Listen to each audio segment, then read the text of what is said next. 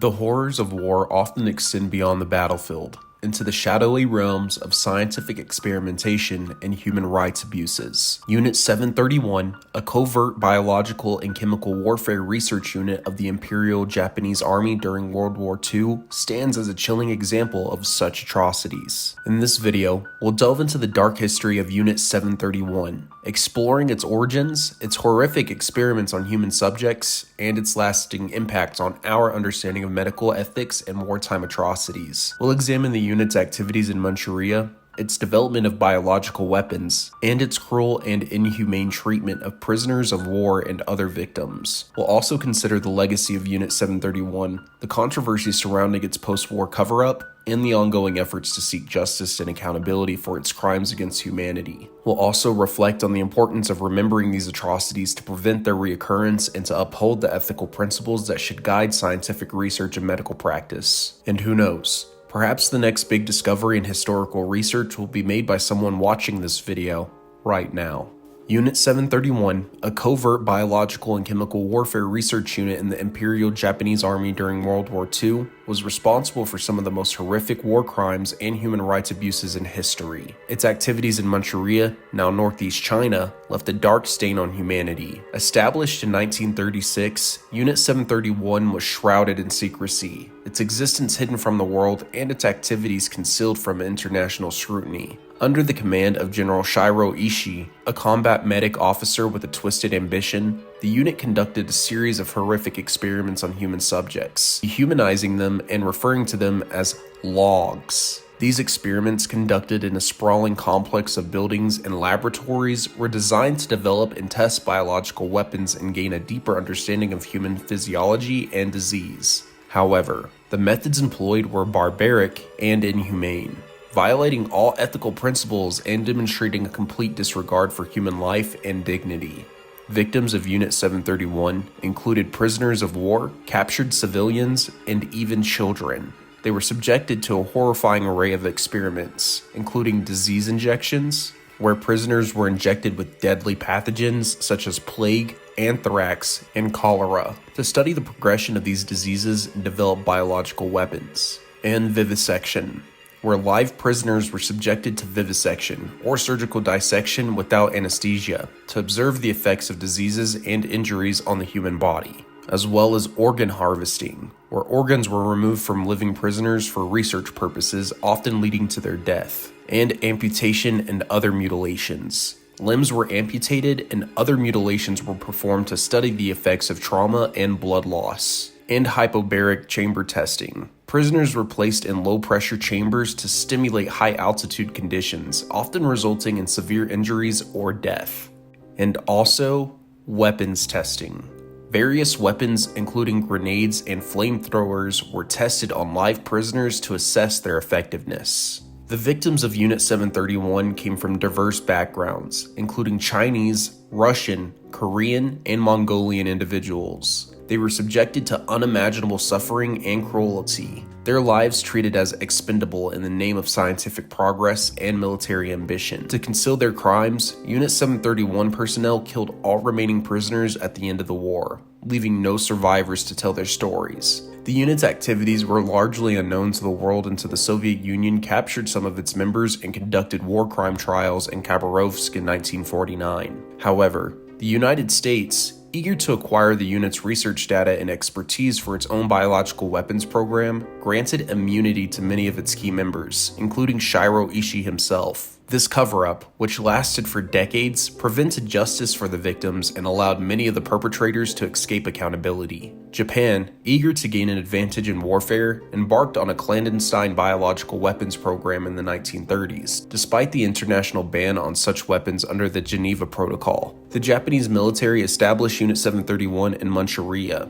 a region under their occupation, to conduct research and experiments far from the scrutiny of the international community. This remote location also provided them with easy access to a large pool of potential test subjects, the local Chinese population, whom they viewed as expendable and readily available for their horrific experiments. The construction of the Unit 731 facility in Harbin, the largest city in Manchuria, was a massive undertaking. It included over 150 buildings, laboratories, and prison blocks, capable of housing thousands of staff members and hundreds of prisoners simultaneously. This sprawling complex, designed to facilitate both research and the detainment of human subjects, became a hub for the development and testing of biological weapons. Unit 731 was not an isolated endeavor. It was part of a larger network of covert research units established by the Japanese military. This network, led by Lieutenant General Shiro Ishii, was dedicated to advancing Japan's biological warfare capabilities.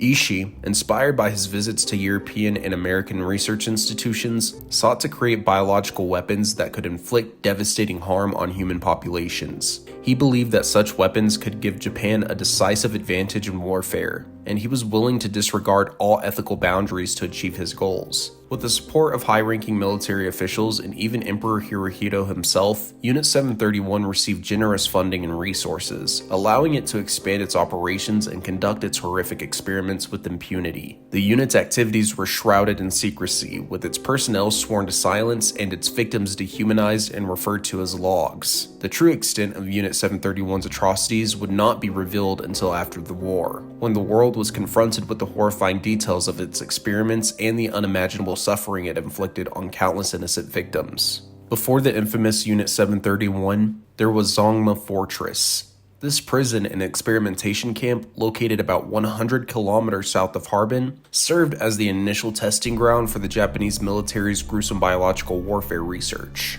The prisoners held at Zongma were a diverse group, including common criminals, captured bandits, anti-Japanese resistance fighters, political prisoners, and even innocent civilians rounded up on false charges.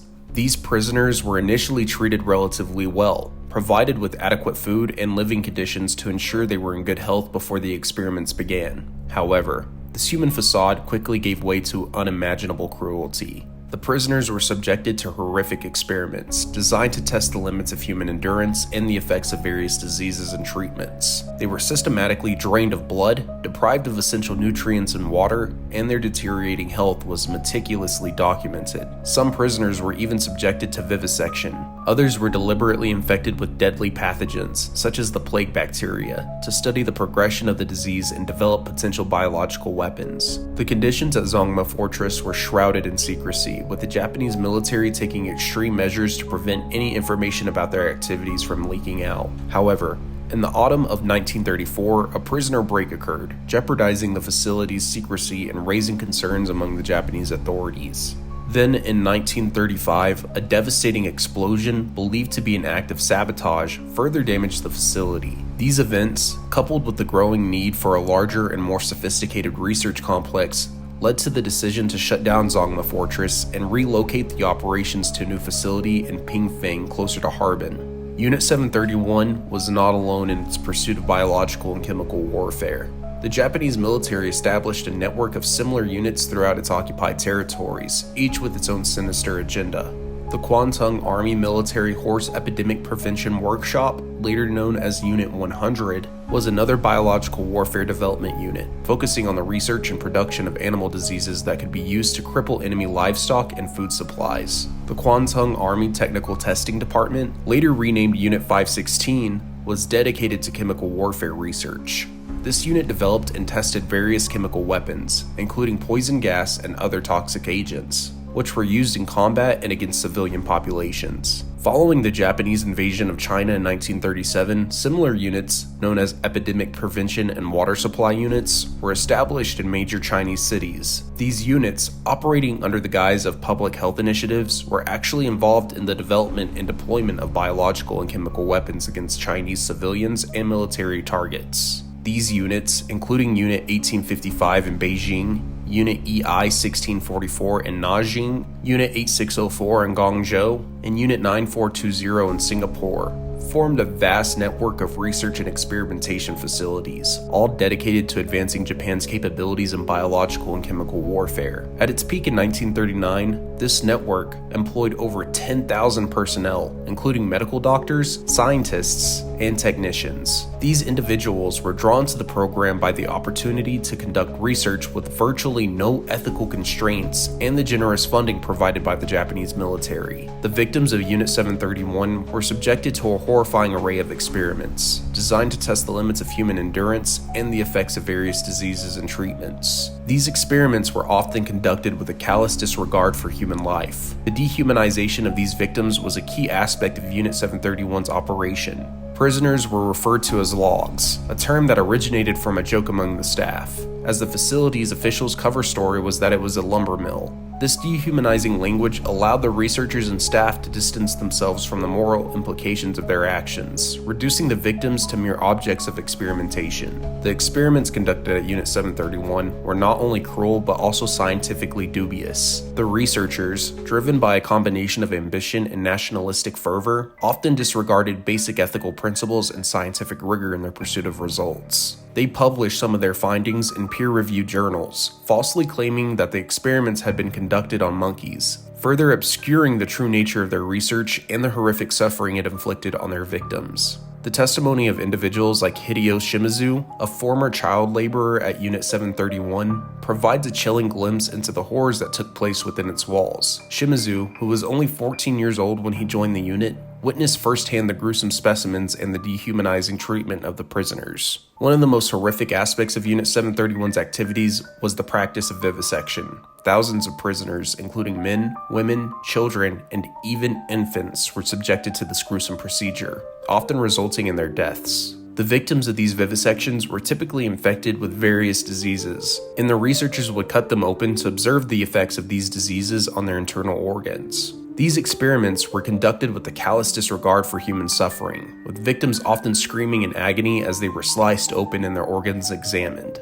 In a chilling video interview, a former Unit 731 member, Okawa Fukumatsu, admitted to having vivisected a pregnant woman. The practice of vivisection was not limited to Unit 731. It was reportedly widespread throughout the Japanese military's medical operations in China. Kinyuasa, an Imperial Japanese Army surgeon, estimated that at least 1,000 Japanese medical personnel were involved in vivisections on live prisoners. He described these practices as routine and often done for the sake of practice rather than any legitimate research purpose. A former Japanese medical assistant who wished to remain anonymous recounted his first experience performing a vivisection on a prisoner infected with the plague.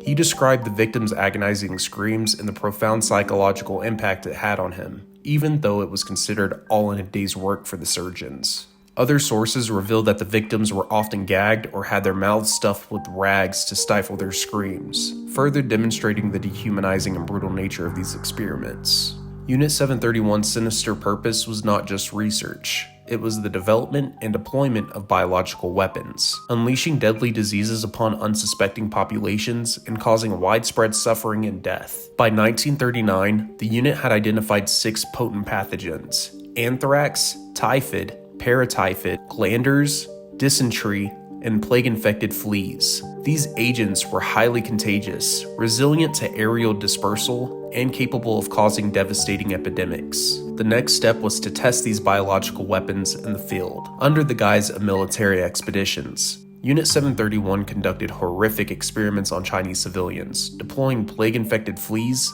contaminated birds and feathers, and even poisoned food and candy. These attacks, a blatant violation of the Geneva Protocol, resulted in devastating outbreaks of bubonic plague, cholera, and other diseases, killing tens of thousands of innocent people. The Japanese military's disregard for human life and international law was chillingly apparent. Unit 731's production capabilities were vast. They could manufacture hundreds of kilograms of plague bacteria and millions of infected fleas each month, along with significant quantities of other deadly pathogens. These biological weapons were deployed through various means, including bombs designed to disperse infected fleas and planes that sprayed microorganisms over populated areas. The unit even experimented with contaminating food supplies, such as melons and cantaloupes, with typhus bacteria. These attacks on Chinese cities and villages caused widespread devastation and loss of life. The city of Changde, for example, was attacked in 1941, resulting in an estimated 10,000 casualties and 1,700 deaths, even among Japanese troops who were unprepared for the biological onslaught. The prisoners were also subjected to brutal weapons testing, their bodies used as mere targets to assess the effectiveness of various instruments of destruction. Grenades were detonated at different distances and positions to study their blast radius and impact on human targets. Flamethrowers were tested on live prisoners, inflicting horrific burns and agonizing deaths. Prisoners were tied to stakes and even used as living targets for a variety of weapons, including pathogen-releasing bombs, chemical weapons, shrapnel bombs, and even bayonets and knives. These tests were conducted with a chilling disregard for human life, with the victims' suffering serving as mere data points in the pursuit of military advantage. One particularly disturbing experiment involved exposing prisoners to bomb blasts to study the effect of shrapnel wounds. These prisoners, strapped to wooden planks without any protection, were placed at varying distances from a bomb, which was then detonated. The resulting injuries, often horrific and fatal, were then analyzed to determine the best course of treatment for Japanese soldiers wounded in combat. The depths of depravity reached by Unit 731 are further exemplified in their horrific frostbite experiments, where prisoners were subjected to unimaginable suffering in the name of scientific research. Army engineer Hisato Yoshimura led these experiments, taking captives outside in the freezing Manchurian winter and submerging their limbs in ice water. He would then strike the frozen limbs with a stick, listening to the chilling sound of the flesh cracking and breaking. The victims, their bodies numb with cold and pain, were then subjected to various treatments, their suffering meticulously documented by Yoshimura and his team. These experiments were not only cruel but also incredibly dehumanizing, with the victims' cries for mercy ignored and their agony dismissed as mere data points. Yoshimura's sadistic tendencies earned him the nickname Scientific Devil among the Unit 731 personnel. He was also known for his harsh treatment of prisoners and his involvement in mass killings and other inhumane experiments. In a chilling account, Nayuji Yuzono, a member of Unit 731, described an experiment where Yoshimura forced two naked men to endure sub-zero temperatures, filming their agonizing deaths as they clawed at each other's flesh in desperation. Yoshimura's lack of remorse was evident in his 1950 publication in the Japanese Journal of Physiology, where he casually admitted to using children, including a 3-day-old infant, in his frostbite experiments. Despite facing criticism for his unethical actions, Yoshimura remained unrepentant, denying any wrongdoing. The depravity of Unit 731 extended beyond the battlefield and the operating table, reaching into the realm of human sexuality and reproduction. The unit's research and staff orchestrated horrific experiments involving syphilis, a sexually transmitted infection, using prisoners as unwilling subjects. Prisoners were forced into sexual acts with each other to study the transmission and progression of syphilis. Guards and researchers dressed in protective clothing oversaw these forced encounters, threatening to shoot anyone who resisted. The victims of these experiments, both male and female, were treated as mere objects, their bodies and their suffering disregarded in the name of scientific curiosity. Female prisoners infected with syphilis were subjected to degrading language and objectification, their genitals referred to as jam-filled buns by the guards. Even children born within the confines of Unit 731 were not spared from these horrific experiments. A former Youth Corps member who had been deployed to the unit for training recounted witnessing a group of women and their children being prepared for syphilis testing. These children, some as young as 3 days old, were subjected to the same cruel experiments as their mothers, their innocence and vulnerability disregarded. Female prisoners were subjected to systematic rape and forced to become pregnant for the sole purpose of furthering the unit's twisted research agenda. These women, already victims of unimaginable cruelty, were further dehumanized and exploited, their bodies treated as mere vessels for scientific experimentation. The researchers' stated goal was to study the effects of various diseases and conditions on pregnant women and their unborn children. They were particularly interested in the vertical transmission of diseases such as syphilis from mother to child, and the impact of these infections on fetal development and the mother's reproductive health. The accounts of these atrocities are deeply disturbing. Women were forcibly impregnated, often through rape or sexual assault by guards or other prisoners. They were then subjected to horrific experiments, including vivisections, to observe the effects of diseases or trauma on their fetuses.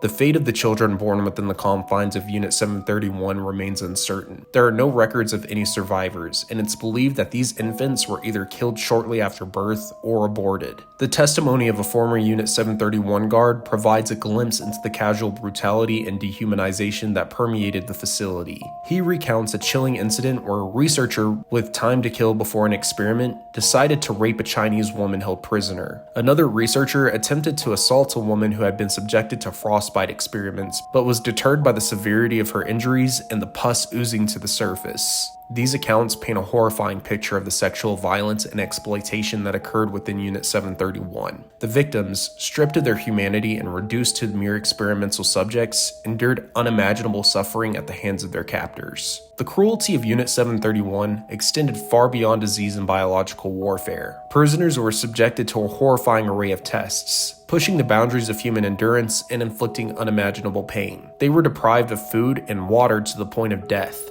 their bodies slowly wasting away as the researchers meticulously documented their decline. Others were placed in low-pressure chambers, the decreasing air pressure causing their eyes to bulge and eventually pop from their sockets. Some were exposed to extreme temperatures, their flesh burning or freezing as the researchers studied the limits of human survival. Still, others were hung upside down until they died, crushed under heavy objects, electrocuted, or spun in centrifuges until their bodies could no longer withstand the forces. They were injected with animal blood, exposed to lethal doses of X-rays, and subjected to various chemical weapons and gas chambers. Some were even injected with seawater or buried alive. The researchers also explored the effects of various toxins, injecting prisoners with poisons like tetrodotoxin, heroin, and ricin, observing their agonizing reactions and documenting the progression of their suffering. Even the simple act of dehydration became a tool of torture. Prisoners were deprived of water, their bodies slowly withering away as the researchers recorded their physical and mental deterioration. Some were even mummified alive in these dehydration experiments, their bodies reduced to a fraction of their original weight. Blood transfusions with different blood types were also conducted, with the researchers observing the often fatal consequences of incompatible transfusions. The victims of Unit 731 were not just statistics. They were individuals with lives, families, and stories that were tragically cut short by the unit's brutal experiments. The prisoners held at Unit 731 were a diverse group, representing various nationalities, ethnicities, and social backgrounds. They included captured soldiers, political dissidents, suspected spies, and even innocent civilians who were simply in the wrong place at the wrong time. Among the victims were men, women, children, and even infants. One particularly disturbing account describes the prisoners being forced to drink potassium cyanide or injected with chloroform to end their lives after they had served their purpose in the experiments. The sheer scale of the atrocities committed at Unit 731 is staggering. Conservative estimates suggest that at least 3,000 individuals were subjected to experimentation at the Pingfeng camp alone, with other estimates placing the number much higher. These victims, representing a cross-section of Chinese society and other nationalities caught in the crossfire of war, were robbed of their lives and their dignity in the name of twisted science and military ambition. Despite the prison's high security measures,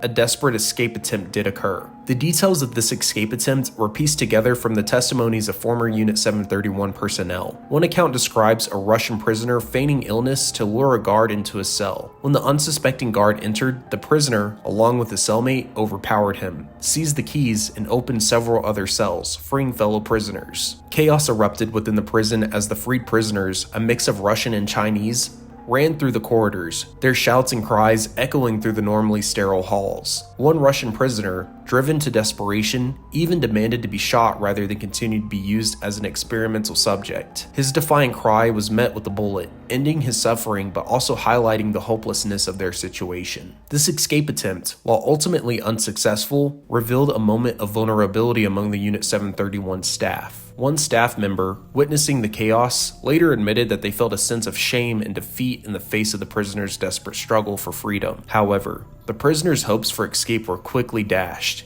Even if they had managed to break out of the heavily guarded prison building, they would still have faced a formidable obstacle course. A towering brick wall surrounding the complex and a dry moat lined with electrified wire. The dehumanization and disregard for life within Unit 731 extended even to its own staff members. While the majority of victims were prisoners of war and civilians, there are documented cases of Unit 731 personnel being subjected to the same horrific experiments they inflicted on others. Yoshio Tamura, an assistant in the special team, a group responsible for handling and disposing of the victims' bodies, recounted a chilling incident where a fellow staff member, Yoshio Sudo, became infected with the bubonic plague. Instead of receiving medical treatment, Sudo was ordered to be vivisected, his suffering and pleas for mercy ignored. Tamura described the scene in vivid detail, recalling Sudo's weakened state, the purple spots covering his body, and his desperate cries as he was strapped to the operating table. As the surgeon made the first incision, Sudo's final word was "brute,"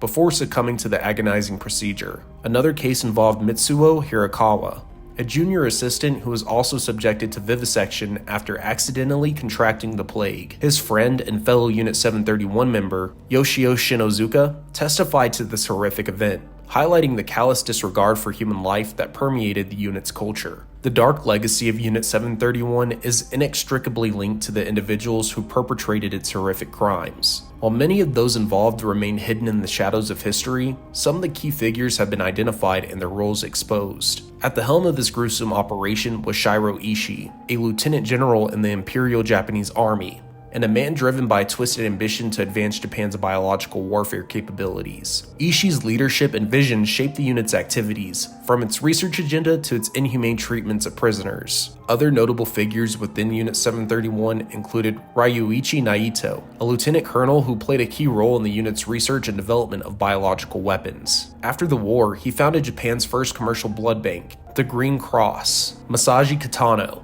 a major general and professor who served as the commander of Unit 731 from 1942 to 1945. Ken Yuasa, an army surgeon who admitted to performing numerous vivisections on live prisoners, highlighting the widespread practice of this gruesome procedure within the Japanese military. Yoshimura Hisato, an army engineer who conducted horrific frostbite experiments on prisoners, earning him the nickname Scientific Devil among his colleagues. After Japan's defeat in World War II, many members of Unit 731 were captured and interrogated by Allied forces. Some were tried for war crimes, while others were granted immunity in exchange for their knowledge and expertise in biological warfare. The Association of Returnees from China, founded by former Unit 731 members who were repatriated to Japan, has played a role in shedding light on the unit's activities and the crimes committed there. Their testimonies, while often self-serving and downplaying their own involvement, have provided valuable insights into the inner workings of the secretive organization. In 2018, the National Archives of Japan released a nearly complete list of 3,607 members of Unit 731, offering a glimpse into the vast networks of individuals who participated in its horrific experiments. This list, compiled by Professor Katsuo Nishiyama, has spurred further research and investigation into the unit's activities and the individuals responsible for its crimes. Unit 731 was a highly organized and compartmentalized operation. Its activities were divided into 8 distinct divisions, each with its own specific responsibilities and areas of focus.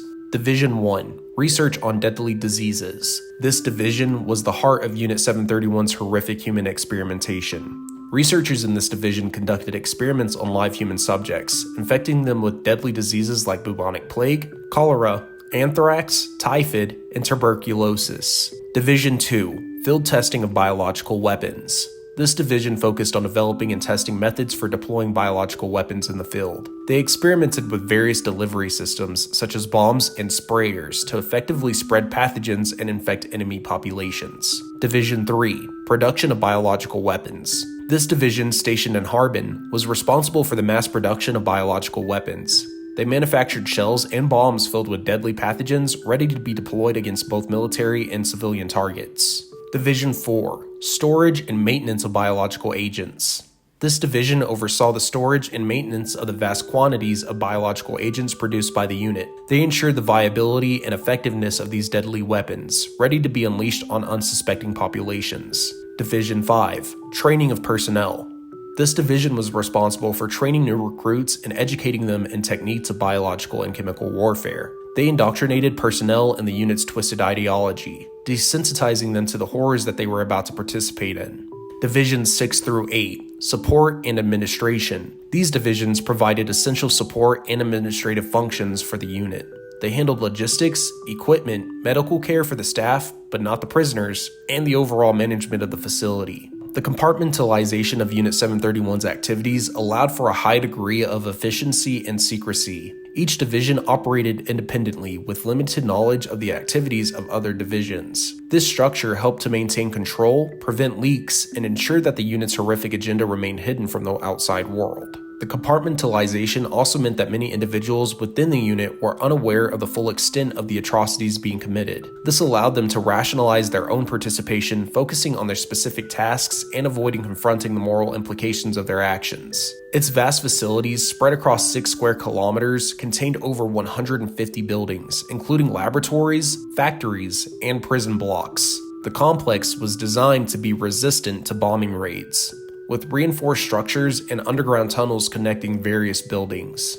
This ensured that the unit's horrific activities could continue uninterrupted, even in the face of potential attacks. Within its walls, Unit 731 housed a variety of factories and production facilities, dedicated to the mass production of biological and chemical weapons. It had thousands of containers for breeding plague-infected fleas, cauldrons for mixing chemicals, and specialized equipment for producing vast quantities of deadly pathogens. The unit's capacity for destruction was staggering. In just a few days, they could produce enough bubonic plague bacteria to infect an entire city. Even after the war, the legacy of Unit 731's facilities remained. Some of its satellite facilities were repurposed and continue to be used by Chinese industrial companies today. However, a portion of the main complex in Pingfeng has been preserved as a museum, serving as a chilling reminder of the atrocities that took place there. The unit's reach extended throughout Japanese-occupied territories, with branches established in various cities and regions to further its gruesome research and development of biological and chemical weapons. These branches, while operating under the overall command of Unit 731 in Pingfeng, had their own specific areas of focus and conducted their own horrific experiments on prisoners. Some of the known branches of Unit 731 included Branch 162. This branch focused on the production and testing of biological weapons, particularly those designed to infect livestock and crops. Mudanjiang. This branch was involved in the research and development of plague and other infectious diseases, conducting experiments on human subjects to study the progression of these diseases and their potential for use as weapons. Branch 643. This branch specialized in the production and testing of frostbite treatments, subjecting prisoners to horrific experiments in freezing conditions. Branch 673. This branch focused on the development and testing of chemical weapons, including poison gas and other toxic agents. Branch 543. This branch was involved in the research and development of various biological and chemical weapons, as well as conducting experiments on human subjects to study the effects of extreme conditions and trauma. These branches, along with other smaller units scattered throughout occupied territories, formed a vast network of research and experimentation facilities, all dedicated to advancing Japan's capabilities in biological and chemical warfare. A medical school and research facility in Tokyo, operating under the auspices of Unit 731, conducted its own gruesome experiments and participated in the unit's clandestine activities. In 2006, Toyo Ishii, a nurse who worked at the school during World War II, revealed a chilling secret. She had helped bury bodies and body parts on the school grounds shortly after Japan's surrender in 1945. This revelation sparked a renewed investigation into the school's wartime activities and its connection to Unit 731. In 2011, the Ministry of Health initiated an excavation of the school's grounds, uncovering a trove of human remains, including skulls and bones. These remains, believed to be the victims of the school's wartime experiments, provided further evidence of the widespread nature of Japan's human rights abuses during the war. Despite this evidence and the Tokyo's court's 2002's acknowledgement of Unit 731's involvement in biological warfare, the Japanese government has yet to fully acknowledge the atrocities committed at the school and other Unit 731 facilities. They have resisted calls for a thorough investigation and have even rejected requests from the Chinese government for DNA samples to identify the remains found at the Tokyo Tokyo school. This reluctance to confront the dark legacy of Unit 731 reflects a broader pattern of denial and historical revisionism within the Japanese government and society. While some individuals and organizations have bravely spoken out about these atrocities, the official stance remains one of obfuscation and a reluctance to fully acknowledge the extent of Japan's wartime crimes. As World War II drew to a close and the Soviet Red Army advanced into Manchuria, the Japanese military scrambled to conceal the horrific atrocities committed by Unit 731. The unit's personnel were ordered to destroy all evidence of their crimes and to take the secrets of their research to their graves. The prisoners held at Unit 731 who were living witnesses to the unit's horrific experiments were systematically murdered. Some were forced to commit suicide, while others were poisoned or injected with lethal substances. The bodies were then cremated and buried within the Unit 731 compound, erasing any trace of their existence.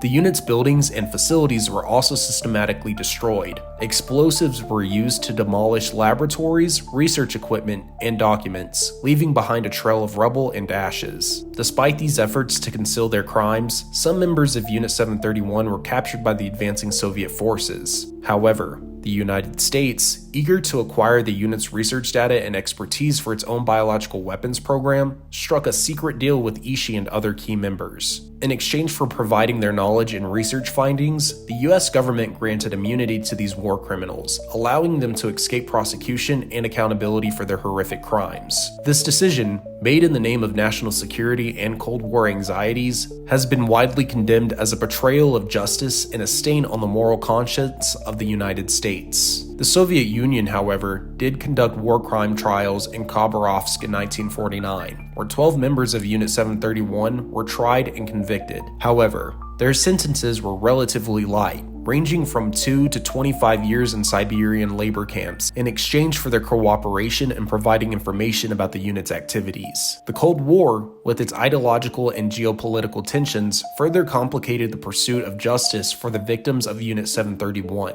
The United States cover-up and the Soviet Union's selective prosecution of Unit 731's members prevented a full accounting of the atrocities and allowed many of the perpetrators to escape accountability. Even after the American occupation of Japan ended, the official silence surrounding Unit 731 persisted. The Japanese government, while acknowledging the unit's existence, downplayed its activities and refused to fully acknowledge the extent of its atrocities. However, in recent years, there has been a growing movement within Japan to confront this dark chapter of its history. Survivors, journalists, and historians have bravely spoken out, demanding recognition for the victims and accountability for the perpetrators. The 2002 Tokyo District Court ruling, which acknowledged that Japan had engaged in biological warfare in China, was a significant step towards justice. However, the Japanese government continues to resist calls for full investigation and compensation for the victims. Its activities, while ethically reprehensible, also generated a significant amount of data on human physiology, disease, and the effects of various treatments and interventions. This data,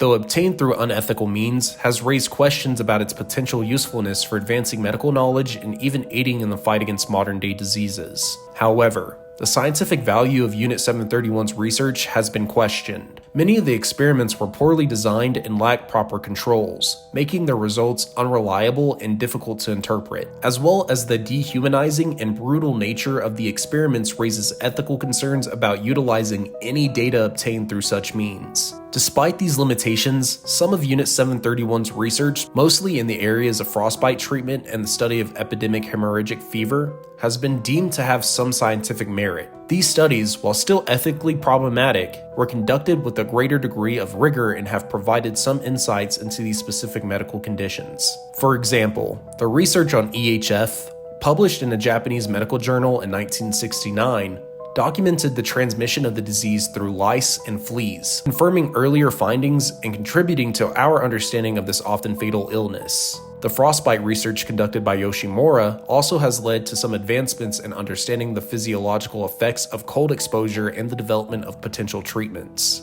However, the dissemination of this research and its integration into the broader medical community raises ethical questions. Many of the researchers involved in Unit 731's experiments went on to have successful careers in post-war Japan, often publishing their findings without acknowledging the unethical methods used to obtain them. This lack of transparency and accountability has cast a shadow over the legacy of Unit 731 and its impact on medical research. While some of the data generated by the unit might have potential value for advancing medical knowledge, its use remains ethically fraught, as it's inextricably linked to the horrific human rights abuses perpetrated by the unit. The recent COVID-19 pandemic has reignited the debate about the potential usefulness of Unit 731's research data. Some scientists have argued that the unit's data on human pathogen interactions could provide valuable insights for understanding and combating infectious diseases. However, both the US and Japanese governments have resisted calls to release this data, citing ethical concerns and the potential for misuse, which is kind of ironic. The Japanese government response to the atrocities committed by Unit 731 has been marked by a reluctance to fully acknowledge the extent of the unit's crimes and the hesitancy to provide justice and reparations for the victims.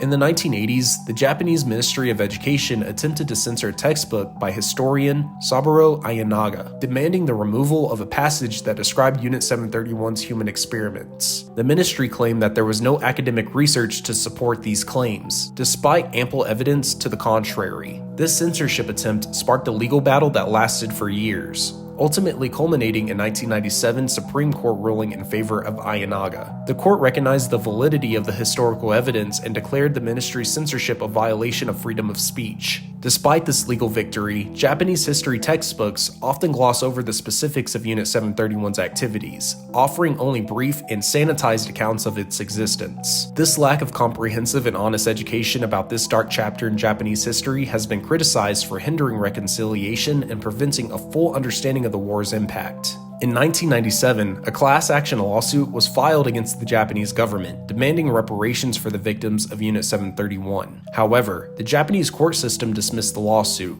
refusing to acknowledge the existence of human experimentation or provide compensation to the victims. In 2002, the Tokyo District Court made a landmark ruling. However, the court rejected the victims' claims for compensation, arguing that they had already been settled by international peace treaties. Despite this limited acknowledgement, the Japanese government has maintained a cautious stance on the issue of Unit 731. In 2003, the Prime Minister admitted that the government possessed no records related to the unit but promised to publicize any records found in the future. In 2018, the National Archives of Japan released a list of 3,607 members of Unit 731, a significant step towards transparency and accountability. However, the government has yet to issue a formal apology or provide adequate compensation to the victims and their families. The Japanese government's response to the legacy of Unit 731 remains a contentious issue. While there have been some steps towards acknowledging the unit's existence and its roles in biological warfare, a full and honest reckoning with its crimes is still pending. The legacy of Unit 731 extends beyond the borders of Japan, raising questions about the international accountability and the responsibility of other nations to address these wartime atrocities. After World War II, the United States Office of Special Investigations was established to identify and prosecute Nazi war criminals. This agency also created a watch list of suspected Axis collaborators and prosecutors who were barred from entering the United States. While the OSI has been successful in identifying and prosecuting numerous Nazi war criminals, its efforts to hold Japanese war criminals accountable, particularly those involved in Unit 731, have been hampered by several factors. Firstly, the US Department of Defense made a controversial decision not to microfilm the vast collection of documents it captured from Unit 731 before returning them to the Japanese government. This lack of preservation has made it incredibly difficult to access and analyze these crucial records, hindering efforts to identify and prosecute those involved in the unit's crimes. Secondly, the Japanese government has been reluctant to grant the OSI meaningful access to these and other related records. This lack of cooperation has further obstructed the pursuit of justice for the victims of Unit 731. In contrast, European countries have been more cooperative with OSI's investigations, providing access to historical documents and assisting in the identification and prosecution of Nazi war criminals. This difference in transparency and cooperation highlights the challenges of addressing wartime atrocities in different cultural and political contexts. The effect of these factors is that much of the information needed to identify and prosecute the perpetrators of Unit 731's crimes remains inaccessible or has been deliberately destroyed. This has allowed many of those involved to escape accountability and live out their lives in peace, while the victims and their families continue to seek justice and recognition for the horrific suffering they endured. Unit 731, a chilling testament to the depths of human depravity, stands as a stark reminder of the horrors that can unfold when scientific ambition is unchecked by ethical considerations. The atrocities committed within its walls, the unimaginable suffering inflicted upon innocent victims, and the subsequent cover-up that shielded the perpetrators from justice represent a dark chapter in human history. The legacy of Unit 731 continues to haunt us, challenging us to confront the ethical implications of scientific research, the dangers of unchecked militarism, and the importance of upholding human rights and dignity, even in the times of war and conflict. The ongoing efforts to uncover the truth about Unit 731, to seek justice for its victims, and to ensure that such atrocities are never repeated, are a testament to the enduring human quest for accountability and the importance of remembering the past to prevent its reoccurrence.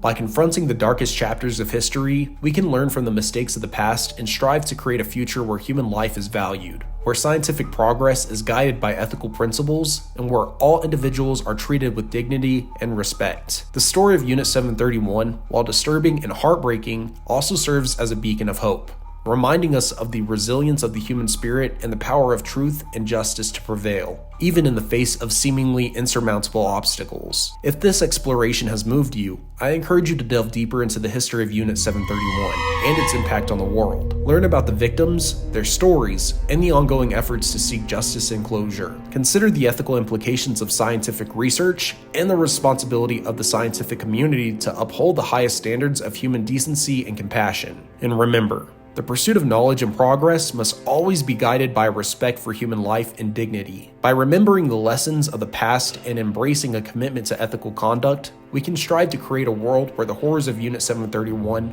are never repeated. Thank you everyone for watching. My name's The Big Y. Don't forget to drop a like, and if you're new to the Why Not family, a follow. And I'll catch you guys in the next video.